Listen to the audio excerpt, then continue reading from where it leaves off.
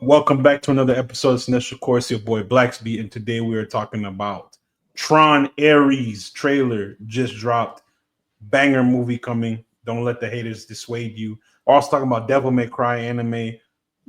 Don't know how we feel about the cartoons today. And then we're also talking I about know how I feel, you charlatan. and we're also talking about Predator, Killer of Killers, aka Real Cinema in the Cut. Let's go ahead and dive right into it. Cinestro called the cast. It's your weekly gold mine. Stay tuned in. Stay tuned in. Yeah, I don't know what happened there. It just kind of booted us off. Theme the song thing. cut. It just kind of yeeted off the theme song, so my fault. But anyway, clapperboard title card. You know what time it is. Let's get active. First things first. Tron Ares. How are we feeling? Let's do a temperature check. How are we feeling about a sequel to the 2010 smash hit lukewarm? Smash Hit is dragging it. I didn't like Tron Legacy very much. It took me a couple of tries to watch it. So first of all, you're wrong. Second of all, you're wrong. Third of all, how about you just elaborate? He got the soundboard to work. No, that definitely came off his phone. Nah. Shut up, bitch. Oh, it's back. What is he playing sounds? I can't hear him.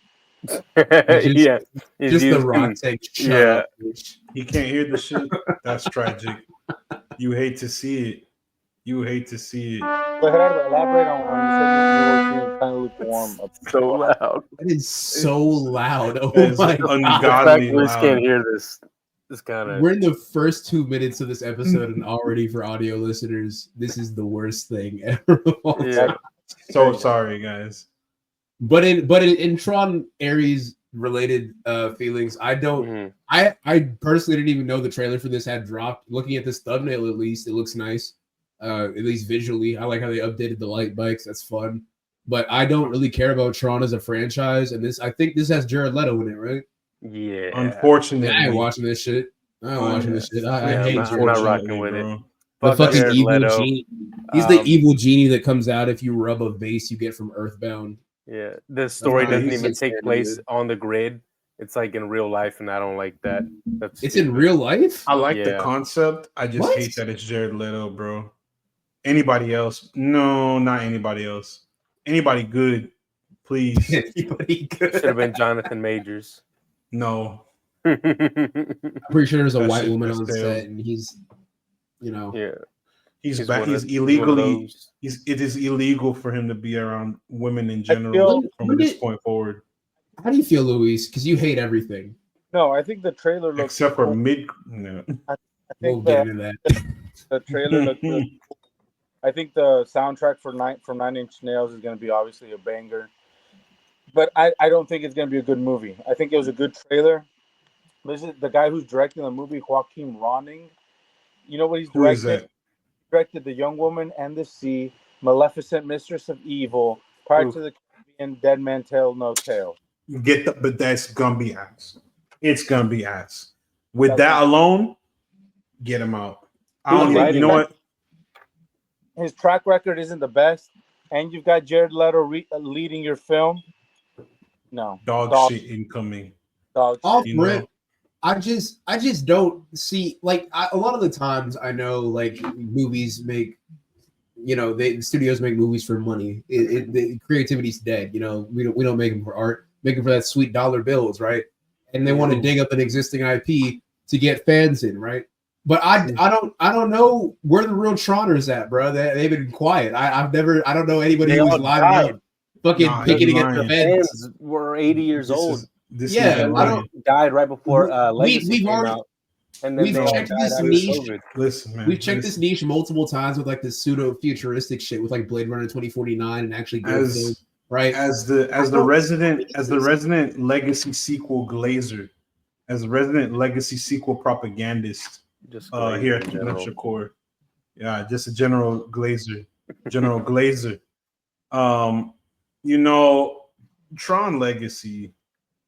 Tron Legacy was one of the first films I was like gung ho about going into. What was that, 2010? I was in high school, bro. I was the first time in a movie theater, seen some shit in IMAX or in whatever. Give me some little 3D glasses, all that. It was a good time. The first Tron, you know, I wasn't born in 1970 to enjoy a 1980s movie like that. Could have fooled me. Everyone said it was cool. Fuck you. Everyone said it was cool, but you know, I wasn't around for that. I don't know the hype. Also, that movie to me, that movie didn't hold up as well as the other 80s movies or whenever it came out. I don't know. But Legacy brought the feeling back. I was turned up. I was like the soundtrack. Daft Punk crafted one of the most amazing scores for any film I've ever heard. Banger after banger after banger after banger. It's like Hans Zimmer cooking with grease, but they got them funky cool helmets on. You know, Garrett Hedlund. I think this is his best movie because everything else I've seen him in has kind of been you know. I won't say poo poo caca. That's what's his name, Charlie Hunnam, the other blonde white man with the same haircut. What has Garrett been in that's been good? Triple Frontier. So he's got that, and what else? Tron. Tron.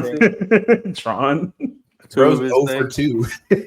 He's 2 for 2 for 37, basically. Like he's not doing great. I don't know. I think it's just weird. I don't understand why this exists or who's asking for this.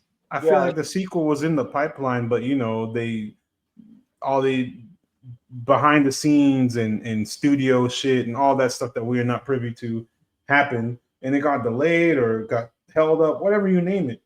Then they slapped Jared Leto on it. I'm like, I went from like I'm really interested in the Tron sequel to I don't really care.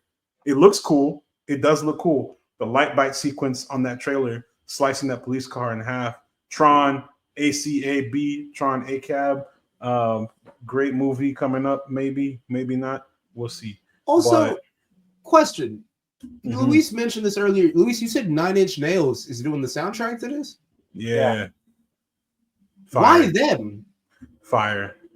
Because like, I like 9 Inch Nails. Kurt Reznor's been doing soundtracks for like 10 years at this point. You gotta get I'm not meaning like why them as in like they're like untalented or whatever, but I feel like with the vibe of like Tron, you'd go for like Tame Impala or something. Tame Impala. Some kind of like cold funk, like futuristic kind of techno. If you had said Diplo, I would have been like, okay, that makes sense. Maybe or like Diplo or like even what's that? He said that now because I just said Diplo. Production. Or I don't know many EDM DJs. I try not to listen to the sound of Transformers having sex and call it music. But you don't listen to the sounds of sex. You don't listen to real. But I don't listen to real sex either. Based off what we're going to talk about next, you can best believe I don't have sex. Listen to the Challenger soundtrack. Trent Reznor and Atticus Ross made the soundtrack. And I think that is probably the closest approximation. Best of the last year for sure. Yeah, I think I'm mostly thinking of like Hurt era 9 Inch Nails kind of thing. One song, brother. Some shit that came out 40 years ago. Like, I just don't think it came out before you were grown. I don't know. I just don't think of 9 Inch Nails for Tron. It just seems interesting to me that I'll remain to be proven wrong. I know. Look up the Challenger soundtrack, like Luis said. No. I've seen Challengers. Now that I have that frame of reference, I can kind of understand the vibe. But it's just, I don't know. I don't think this movie has anything really going for it. But you know, it does have stuff going for it. Yeah. Late night calling, mist of resolving. Oh my God, I've waited for this day. Look at Louis, terrified I'm about to soy jack over a cartoon. We're talking Devil May Cry. Devil May Cry. I'm muting myself. Got its anime adaptation. And I listen. Devil May Cry. Hold on. You said it's the devil? He's the devil. It is the devil, my friend. But it is not the man who makes the devil cry, which is the will of God to not make the devil smile. Blood of Jesus. We said blood of Jesus. But anyway, we're talking the Devil May Cry anime, or more so I am. The only other person I think on the pod who has really seen it was Graham, but Graham is not here to be my resident backup autistic lore historian. But dude, let me tell you something. Let me ask you something. Devil May Cry is based on a video game, is it not? It's based on a video game, yeah. See, I can get into that. I'm with that. I don't know what the hell going on Netflix, but I can get into the video game. They adapted So, Castlevania. What are you fucking talking elaborate, about? brother. This isn't their first Elaborate. ballpark. Elaborate, This is brother. their first rodeo. Never mind. Look, Adi First Shankar, ballpark. a man who is very. I'd mess up the phrase. Okay, I'm off of like several. The bits of analogy. I'm trying. But look, the Devil May Cry anime came out. It's produced by Adi Shankar, the same guy responsible for a lot of Castlevania. And because a lot of people who saw Castlevania and were big fans of the games really loved it, really did not like it or Adi Shankar by proxy because he changes the characters and the story a lot. It's a thing that he does with a lot of adaptations. And that's fair to say, but I, as someone who didn't really know Castlevania lore, just thought, hey, this is a pretty good show. Third season is middling bullshit, but everything else around it, sensational. Those first 2 seasons are some of the best seasons of any anime I've ever seen. So when I heard that he was going to be on Devil May Cry and that the creator was consulting on it, right, I was hyped. I've read the manga. I've played all of the games. I am very much invested within the lore of Devil May Cry. Nerd. And whenever I saw, I'm a nerd. I'll wear it on my How about sleeve. you invest in some bitches, bro? Invest in the lore of some bitches. I knew it was coming. I would, but that's We're kidding. Anyways, keep going. We're joking. Keep going. Look, as much as I would have gone Thank the you to our route of where studio a lot of audience. people are going, when the marketing was coming out for this, right, a lot of people were very concerned about certain things. For instance, the voice actor for Dante is not the one that it commonly is within the games. It is Johnny Young Bosch, the guy who voices Nero, the nephew of Dante from the later installments of the series. Oh yeah. Why is that? Wait a minute. Why is that your reference? Niggas not gonna know that. Hey, that's Adam Park. That's the Black Ranger from fucking Zeo. No, from oh shit. He's the Power Ranger, bro. What do you mean? I like how Johnny you Young couldn't Bosch. even finish your own reference. Like you started it and then you just Listen, proceeded to like fumble the tell you, bag. bro. I'm off it right now. I got that liquid death in my body. I'm off them things. Brother, that's key. Bro, off the Britain. I didn't say what else I got in me. So did the guy who adapted this show, did he make any significant changes from the game? You know, that a lot of fans would have problems with. Brother, that's what I'm about to get into. So overall, as you can see by the thumbnail, pretty much everybody that is in this frame, except for Dante, the man in the middle, and the White Rabbit, who is a manga-only character, he's the central antagonist for this season.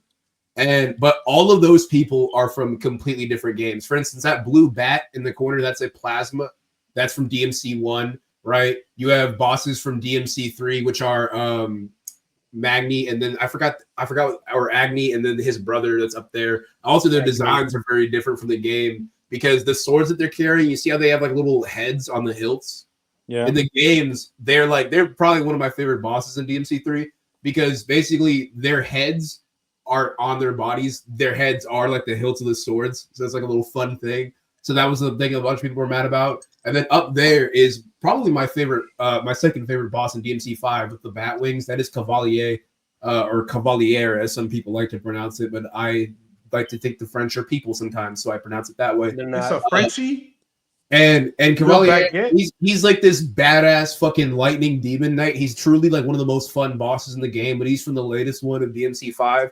And then, of course, you have Echidna, who's like this giant Venus flytrap snake monster thing that you see over there, and she's from DMC 4. So already the canon of the games is like just indicated off this image. A lot of people knew that it wasn't going to be following the main plot, which I was fine with. A lot of personally, I'm of the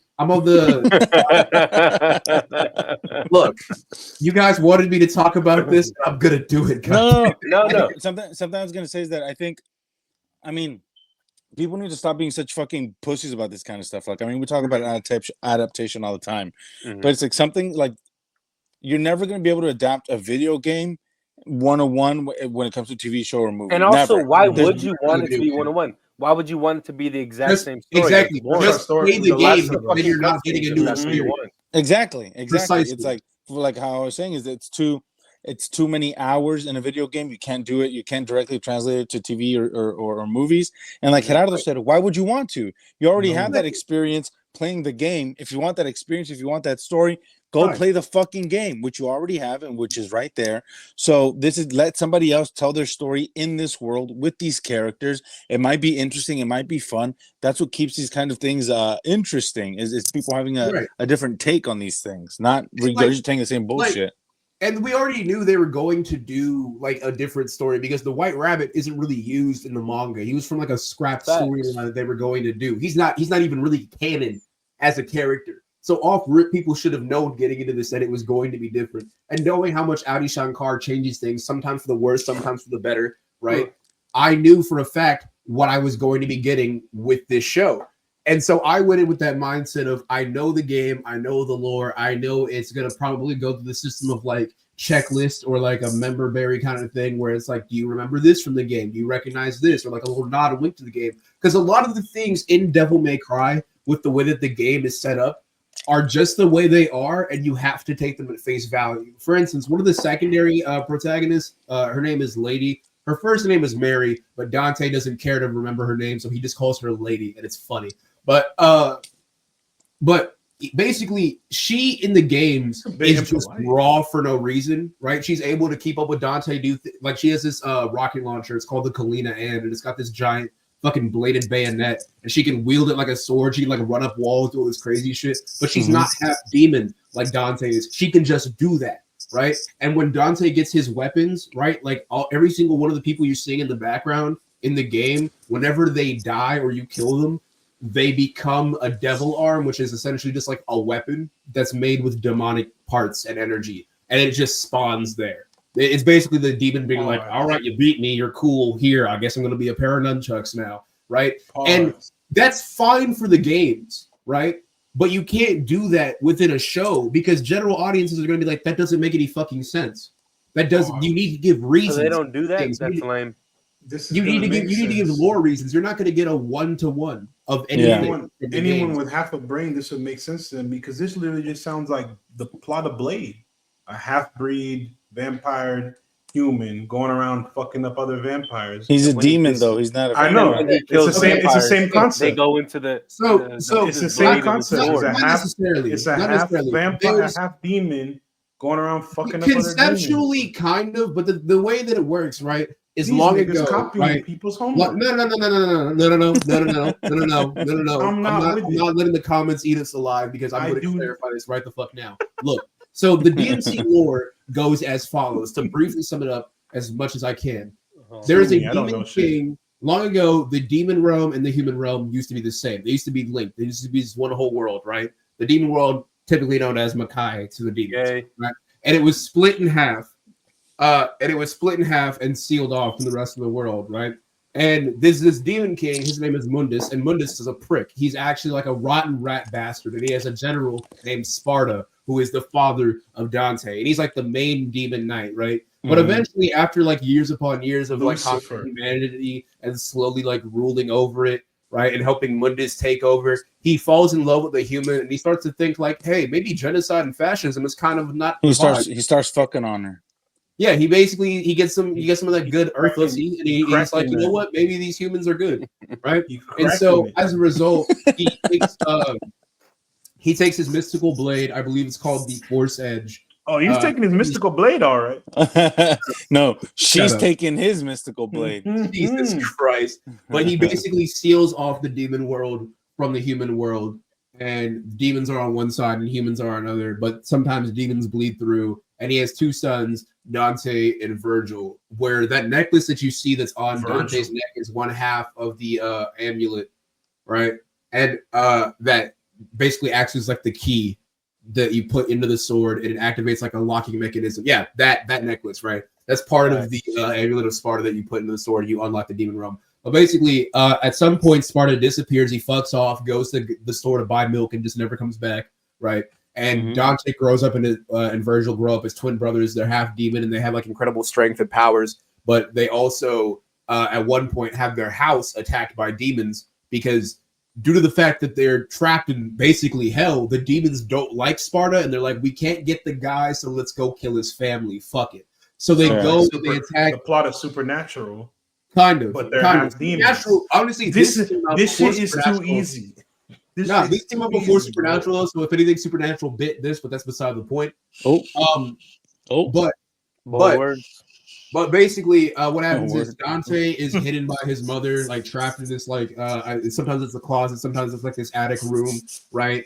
And he gets murdered by demons, and then his brother Virgil is dragged off to God knows where, right? He thinks Virgil is dead for years, and basically this story goes is he starts out doing mercenary work, and then he eventually comes into contact with things from his past. Runs into his brother, there's and they have this like sibling rivalry that I think is like Naruto and Sasuke, but good because they're so fucking, they hate each other. Naruto Sasuke is good because as opposed to disrespecting my goal, like Dante's more of like a joking, like kind of Deadpool-esque character, like where he'll like make fun of his enemies, right? He'll do a bunch of like finessey, flashy shit to fuck with them. Yeah. Where Virgil is that why he's red and he has two pistoleros? No.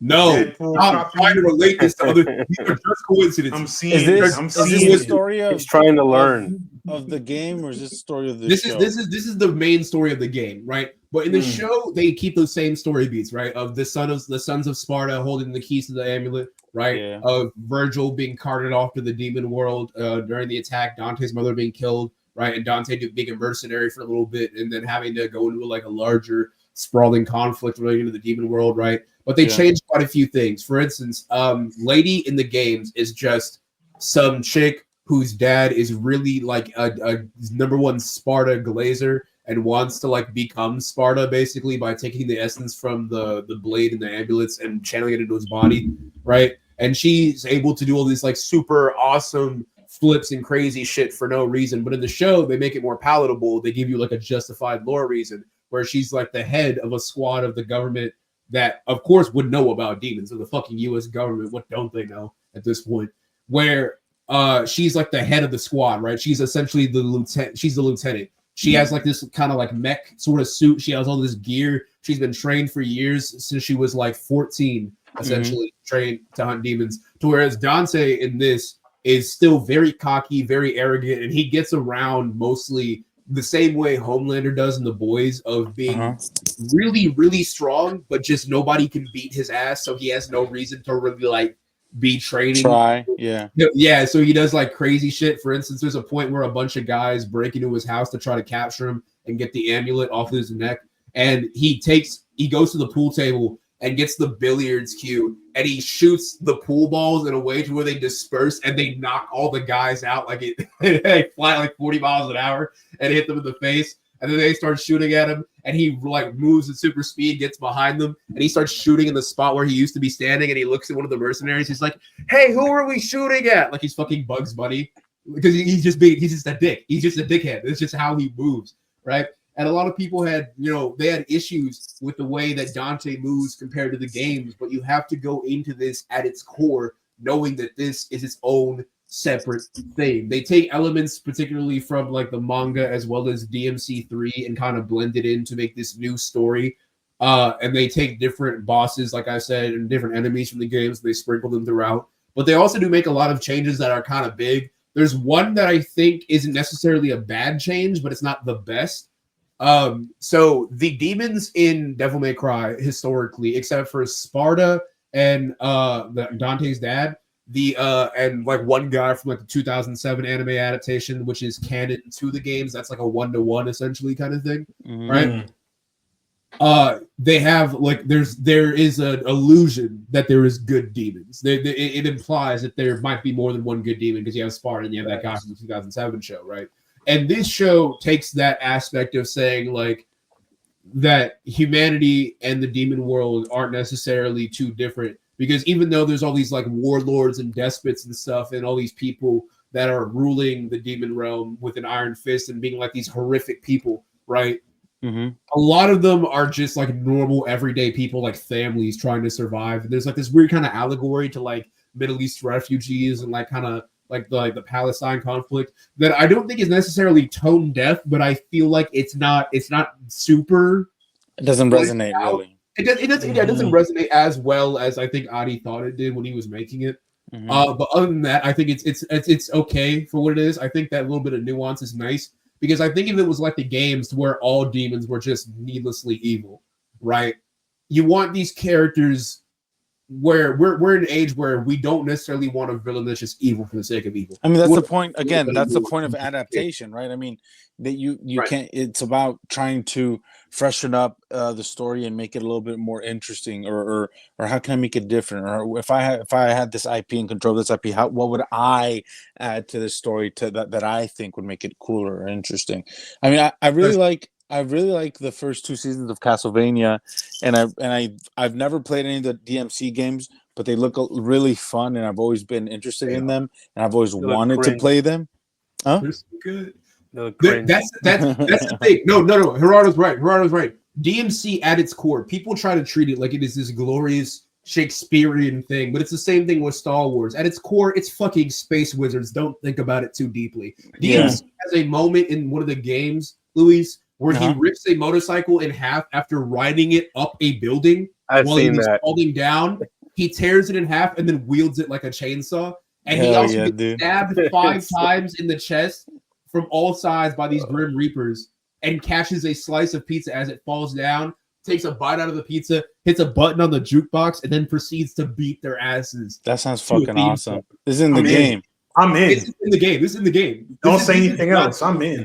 This is Dante as a character. People are acting like this is like some, like, granted, there are serious moments in it, right? There's the whole thing of like the rivalry between Dante and Virgil, right? There's the dichotomy between the two of how Dante kind of fights a little bit on the side of humanity, which is more present in the show, versus Virgil, who views demons as like the oppressed people that they are. So he fights on behalf of the demons, like he embraces more of his demonic heritage, right? Oh, yeah. And I do like that kind of coin flip, that kind of mirror image of each other that I think is much more prevalent within the anime, to where in the games, Virgil is like, because as a kid, when he was dragged to hell by those demons, right?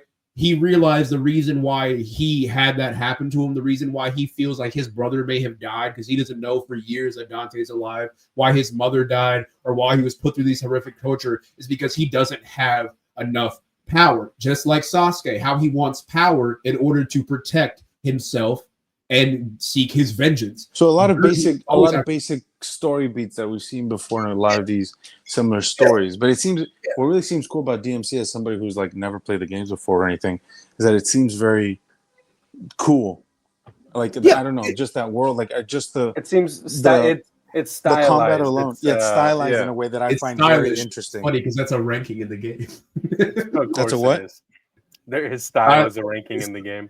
Yeah, stylish is you get an got a drip meter. You get a drip meter? That ass. You get swagged out, boy. Yeah, boy. It goes from like D, which is dismal, to like C, D, C, B, A, D, all that, right? But when you get S, they aura check you. That's for stylish. Then there's sexy style, which is like double S, and then there's smoking sexy style when you get a triple S combo, and that's fucking nice. Because your goal isn't to kill the things, it's to own your enemy as hard as fucking possible. But at its core, I think going into this anime and realizing that it is Adi Shankar taking the IP and taking these characters, right, their names and kind of like somewhat of their attributes from the games, and telling his own story with that world. Going in with that mindset, you may not like all the changes, but you will find something you like. I genuinely think it's beautifully animated. It looks great. If the soundtrack is fun because they have like early 2000s music from like AMVs, as well as incorporating game soundtrack things. So it has something for everybody to love. And it has a little winks and nods to the series. And also, I will say, as much praise as I give this, and I genuinely think, because this could have been much worse, I think it's like an 8.5 to a 9, at least in my opinion, as a DMC Glazer. There are two things that I'm not necessarily a fan of, in addition to like the weird Middle East refugee allegory thing Adi's trying to do. Lady, the character that I was mentioning earlier, that's like a badass. She's cool, but she swears too much. Literally almost every other line. I think in total throughout the 8 episodes, she swears 47 Sounds times. cool as shit to me. You said you're like Omnimark, dude. You said that shit basically cool. She'll start a sentence and she'll be like, "These fucking demons eat shit and die." You fucking Real. damn fucking stupid shit fuck demon cunt. Like it's just like, dude, fucking swearing doesn't make you cool, lady. God forbid a Right, woman no have attack. hobbies. I didn't care, bro. She sounds cool to me. Then at the finale, I don't necessarily like because they there's a point where they manage to open a portal to the demon world, and the vice president, who's like this like religious zealot kind of dude who heads the anti-demon task force, is like, we need to enact God's will. God's will is not for us to wait for the demons and fight them off when they enter. We got to take the fight to them. And so I shit you not, they open a portal, and the ending finale is them bombing innocent civilians with F-22s flying through the portal. And they throw a Moab down, and the soundtrack playing in the background is American Idiot by Green Day as they're carpet bombing neighborhoods. I like it. It's very I like that unserious. actually. It's very unserious, but it's at its core very DMC-esque. It made me laugh. I didn't necessarily like that very much, but I can all tell in what all- he's trying to say, and I think he's doing a great job. yeah, you can tell what he's going for. And all in all, I think this is genuinely a good anime. If you're a diehard fan of the DMC franchise and you don't like nuance, go ahead and take that stick out of your ass, sit down, and watch it. It's good. That's all I got to say about it. I recommend it. What would you rate it? That was a great. I would rate it 8.5 to 9. 8.5 to Nice. 9. Genuinely good. Genuinely I good. am gonna, I I'm gonna think check it out. I'm excited. To check it out. it's only 3 hours total of television. So Those 30-minute very- episodes. Yeah, it's very brisk. It's very brisk. You can get through it easily. You can understand everything. And hell, this will inspire people to play the games. So I genuinely have no issue with this. Especially the remake, the cool looking one. Well, okay, well, no. The one that's just called DMC. That one. The people who are saying this is bad know the DMC reboot we got in like 2013, and they think this is bad. That's fucking incredible because that one is awful. That one is genuinely bad. That one looks fun though. It looks fun. Gameplay wise, it's fun, but story wise and vibe, it is the most edgy stupid shit. It's 2013. Yeah, that was the it's just the called peak DMC. for edgelords. Yeah, that one's not good. They changed Dante's look. They changed his weapons. They changed his whole origin story. They make his mother an angel and his dad's like the devil. It's Hell yeah, stupid. hard. Hell very- yeah, bro. It's very cornball, but I think this captures kind of the spirit of DMC with its kind of fun, zany cringe, but also hits some of the serious beats pretty well. And it's very stylized. And I think Adi Shankar did a pretty good job. I'm worried a little bit about season 2, particularly because it's adapting DMC 2, which is actually both narratively and gameplay the worst one in the franchise. That one sucks. So hopefully this is good. That means it can't be worse than the game. It can't be worse than the game. It fundamentally cannot be worse than DMC 2. And also has like another thing I like about this show is they actually take the aspect of how I was talking about how they get the weapons in the game and how the demons become them, right? There's the scientist there at the end when they're harvesting like all the demon ore and all the resources and like all the dead demon bodies, and they're like crafting them into weapons and shit, right? There is in the lore of Devil May Cry, there's Mel Goldstein. She's like a weaponsmith who makes Dante's signature pistols. It's not the one that he has in this shot, but there are these twin giant fucking pistols called Ebony and Ivory because with Dante's demon magic, essentially, he can make Not bullets. the salt and pepper guns. Essentially, yeah. no.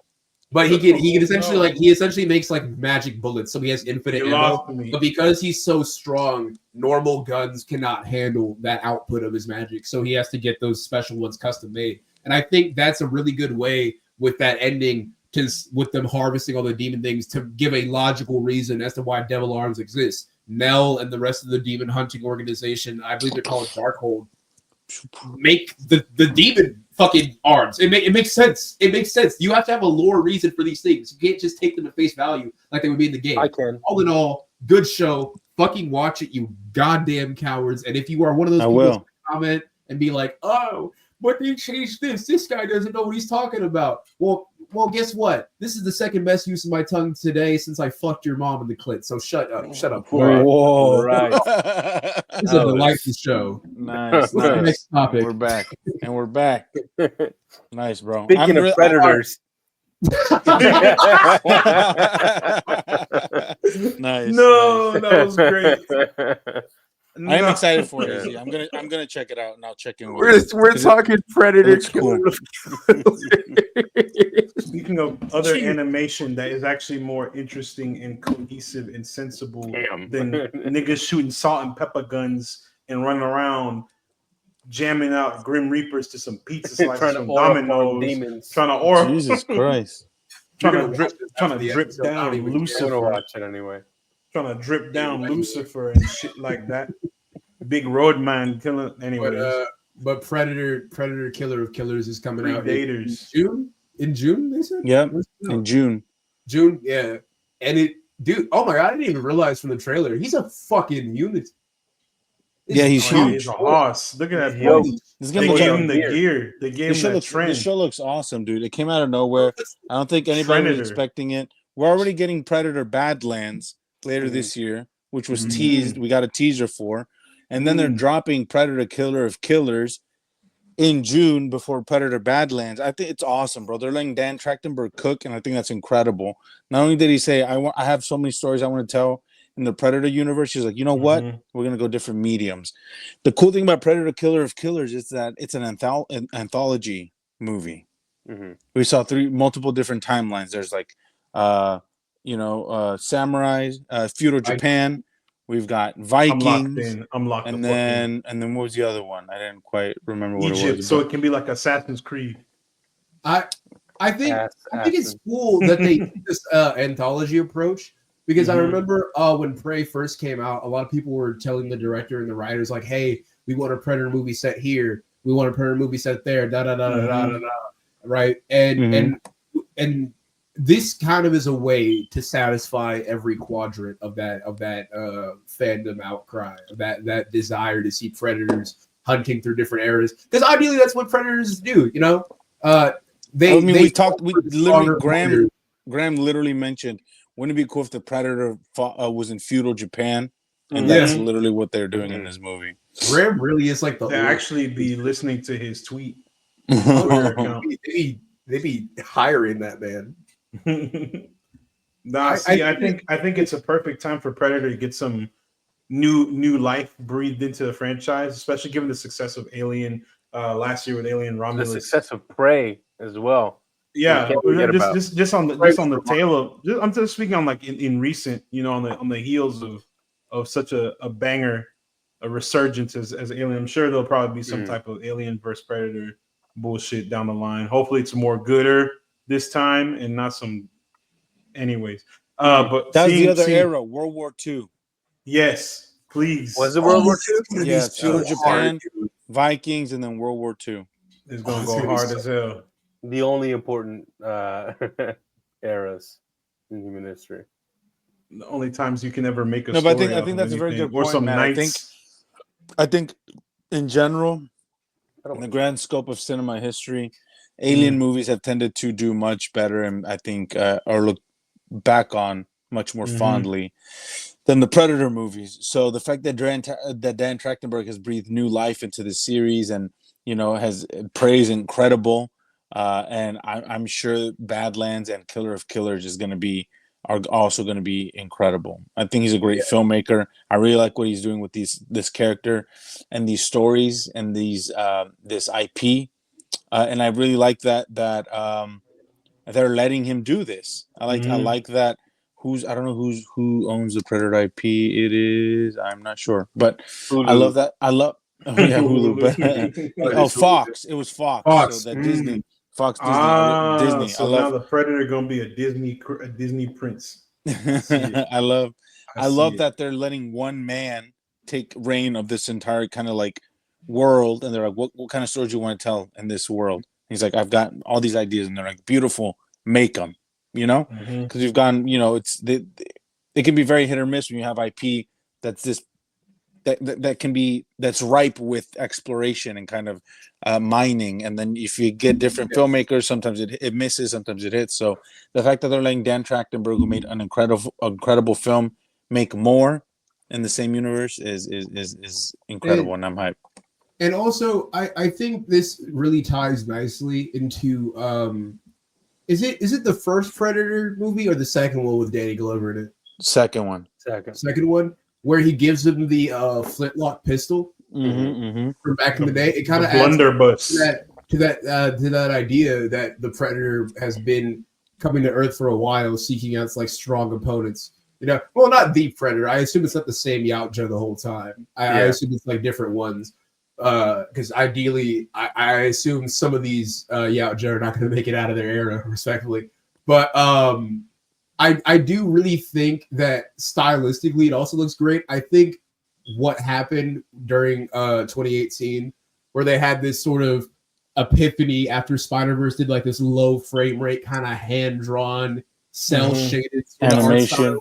This kind of animation, you see it more so like this blend of like retro and new school 3D animation kind of blended together with things like Love, Death, and Robots, right? You see with like even X-Men 97 has a little bit of that blended in with it, right? And I really do like how they're going for this approach with the Predator, because holy shit, this looking at this still image, my God, he's putting the PED in Predator, man. This thing is a fucking It's the Triniter. The Trinity. Yeah. There's some amazing action. Years. There's some amazing action that we see, and there's also kind of a little bit of like background lore we get from the trailer, where it's kind of that over narration of the I believe it's the Viking lady. She's telling that young one about the story of like this monster that's been throughout the era, this mythical beast they don't know about, which makes sense because ideally, if you have these things coming to Earth a lot, right, and they're in ancient societies, modern times we would just think of them as like myths or legends, right? But they would think of them the same kind of way, but as like actual tangible things that could come out of the woods at a moment's notice and like fucking skin them alive. Yeah, like that shit killed his cousin. We also get a lot of great returning gadget favorites, right? We get the razor blades, we get that contracting net, which I still think is one of the most horrifying ways to go. We also get the shoulder-mounted cannon, you know, all the essentials. We get the Predator being invisible. We just get a lot of things.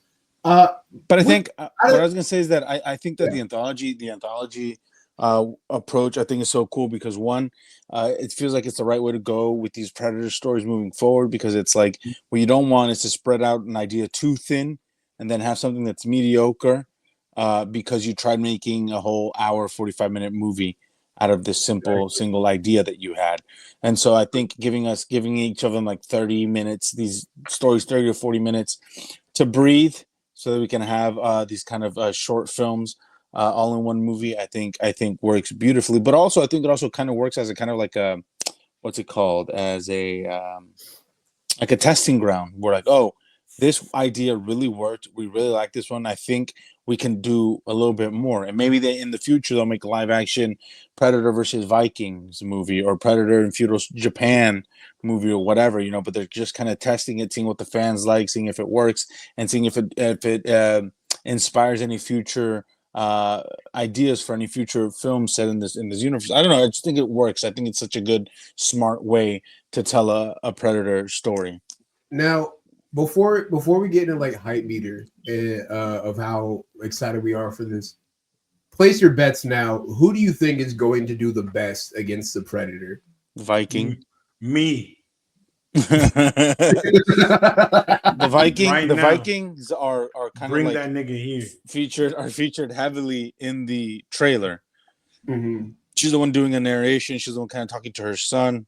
They're in it at the beginning and they're in it at the end. So I think they're going to be probably the ones that do the best. Whereas the samurai seem like they're just kind of cannon fodder for the Predator, as well as the aerial dogfights set in World War II against the Predator ship. I think the Vikings are going to be the ones that are like the also, human the sword. Vikings have berserkers, so they have a one up. I mean, look, this man is a berserker. Look at him. So they have to be able to compete. I personally, if I had to put my money where my mouth is on who I think is going to do the best, I got to give it to the samurai, man. I knew you were going to say that. Fucking dork. It might be biased because I like anime. Yeah, you weeaboo. And Shogun is one of the greatest shows. But I always think of how one of the main things Predators respect, aside from strength, is like honor of a warrior, right? True. Like it's not the best example, but like Alien versus Predator, right? that one lady in the Arctic, right? How she proved herself to be like an honorable warrior to them. They basically knighted her as like an honorary worthy warrior, a worthy warrior, right? They view respect, and that's the big thing throughout the culture of Japan. And I feel like that's gonna really resonate a lot with the Predator, as opposed to because they have both strength and honor, two big things on Predators. Whereas I think the World War II guys, they're fucked. They're so royally fucked. Yeah, those airplanes aren't surviving that fucking bullshit, dude. 1000%. One shoulder mounted razor blade and they're fucked. It's not happening. He's gonna throw a spear through a B-52 and it's gonna is down. Matt, who you got your money on? You know, aside from yourself, that base warrior. Yeah, besides second place, besides myself, I'm gonna go with the Vikings too. Vikings were some ferocious fighters. With what you say, with respect to having respect to another warrior, I feel like the Vikings are a formidable force against any opponent. They do go crazy. They do got the berserkers. I don't know. I think they'll be all right. They can berserk these nuts in their mouth. I know the folks, the fellas in the Japans will go crazy, but unless they got somebody who's I think for some reason, I think Shinobi, they might have a better chance. Yeah. For some reason, I think the World War II motherfuckers are going to do the worst. Oh yeah. They have the best tech, right? And we already see how like modern mercenaries fared in the I believe it was 2013 in Predator when they had all those different like serial killers and assassins. Predators. And force. Not that one. Not that one. That's Not that one. No. There's one that's called Predator. Predators is the one with Keegan-Michael Key where that kid has autism and he's able to communicate with the spaceship. Is it? That's the Predator. No, he's wrong. That's the Predator. The Predator. You know, Predators is the one with Shane Adrian Black's Brody. masterpiece. Oh my god, You're talking about the Adrian Brody one. Yeah, Predators. I think. Yeah, that one is a beautiful film. I genuinely love that movie. It sucks dick. It's terrible. What? Yeah. Nah. When this drops, we'll rank the Predator movies. All right. I'm down. I'm gonna do my rewatch of all of them. Just all like in I all, did with the Alien. All in all, I think my hype meter for this, because it's from a director who is established with this IP, and I trust him with the vision, and Prey is just such a banger. And it stylistically looks incredible, right? This is genuinely ignorance, but I'm going with a 10. I'm fully bricked for the Predator. I agree. I'm also 10 hype meter. I think this looks incredible. Dude, you're replaced by a scroll. This is too much positivity from you today. Yeah. What's happening? Suspect. Why? I like shit. You like shit, exactly. No. Got him. Shut up, bitch. Got him. You just went on for 40 minutes glazing a cartoon. I don't want to talk. I don't want to hear it, bitch. It was a 20-minute tangent. It was insane. I don't want to hear it. But yeah. I'm gonna tell Gerardo, Matt, what are you guys at? Also at a 10. I don't want to act like I'm down on it. I don't care. I'm with it. I'm a 10. Fuck it. I say 10. Is that how you 9. feel though? Is that how you actually feel? I don't know, dude. I don't fucking care.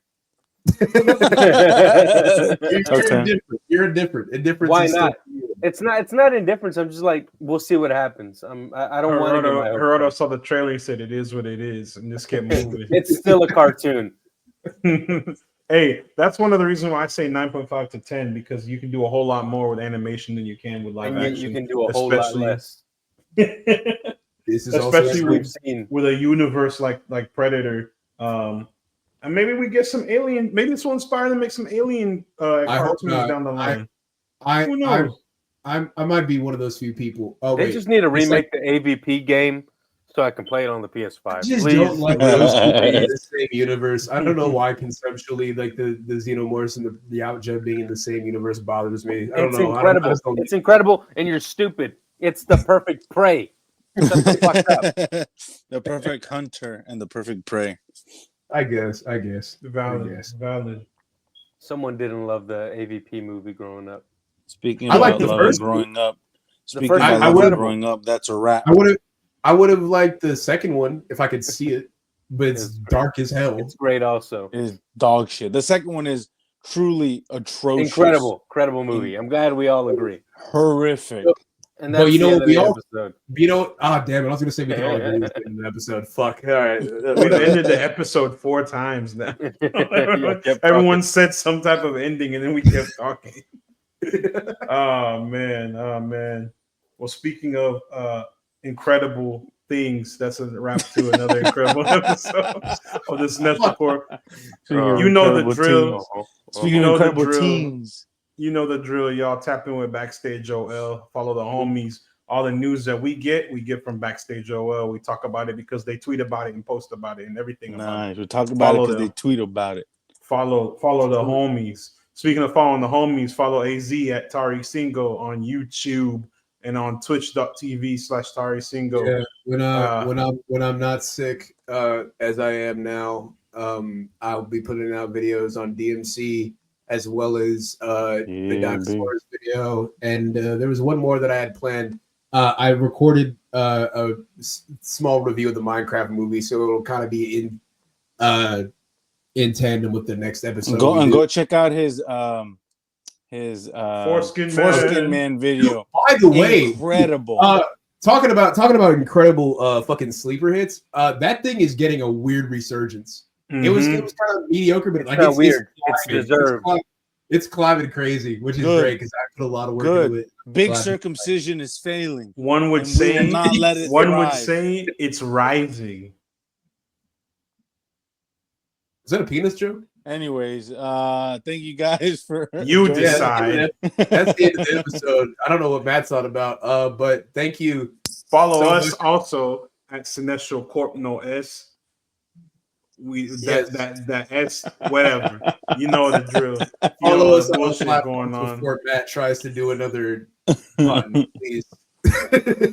Play the outro. Play the outro.